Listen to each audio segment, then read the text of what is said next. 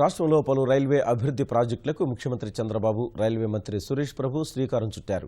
నడికుడి శ్రీకాళహస్తి లైనుకు శంకుస్థాపన చేసిన అమాత్యులు తిరుపతి, విశాఖ రెండంతస్తుల ఏసీ రైలును ప్రారంభించారు.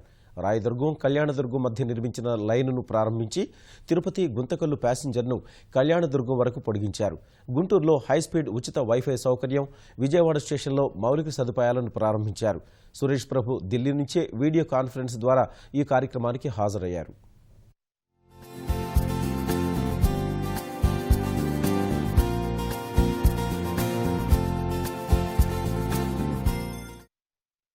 నవ్యాంధ్ర రైల్వే ప్రాజెక్టులో ఎంతో కీలకమైన నడికుడి శ్రీకాళహస్తి రైల్వే మార్గానికి ఎట్టకేలకు ముందడుగు పడింది. గుంటూరు, ప్రకాశం, నెల్లూరు జిల్లాల ప్రజలు ఎంతో కాలంగా వేచి చూస్తున్న ఈ రైల్వే లైనుకు ముఖ్యమంత్రి చంద్రబాబు, రైల్వే మంత్రి సురేష్ ప్రభు శంకుస్థాపన చేశారు. దీనికి సంబంధించి పిడుగురాళ్ల స్టేషన్లో ఏర్పాటు చేసిన శిలాఫలకాన్ని విజయవాడ నుంచి వీడియో లింక్ ద్వారా సీఎం ప్రారంభించగా, రైల్వే మంత్రి ఢిల్లీ నుంచి వీడియో కాన్ఫరెన్స్లో వీక్షించారు. అదే సమయంలో పిడుగురాళ్ల స్టేషన్లో జరిగిన కార్యక్రమానికి సభాపతి కోడేల, పలువురు ప్రజాప్రతినిధులు హాజరయ్యారు.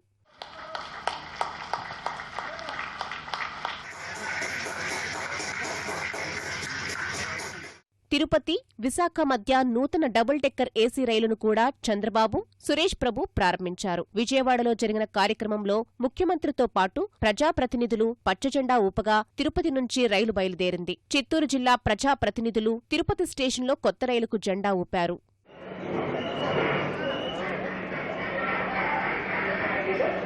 Train number 22708 Tirupati Visakhapatnam double decker AC express.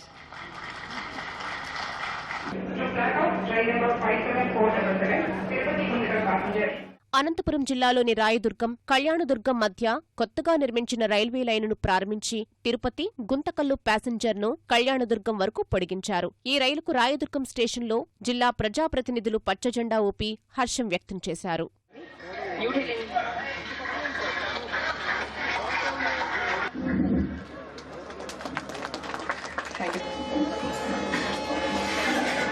On this occasion, South Western Railway extends thanks to Shri Suresh Prabhuji.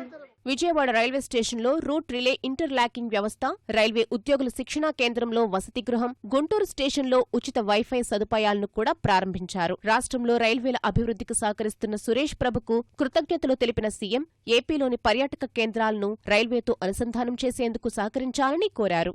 రాష్ట్ర ప్రజలు ఆశగా ఎదురుచూస్తున్న రైల్వే జోన్ కళ సాకారం చేయాలని చంద్రబాబు కోరారు. Ultimately, one more small issue is pending.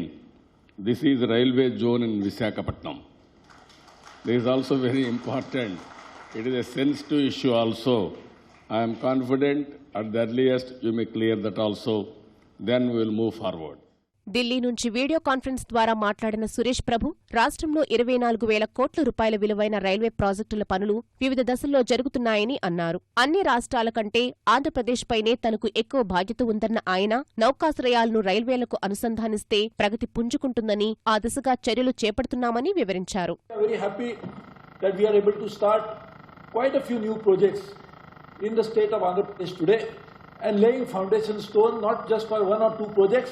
but for the future of development of Andhra Pradesh.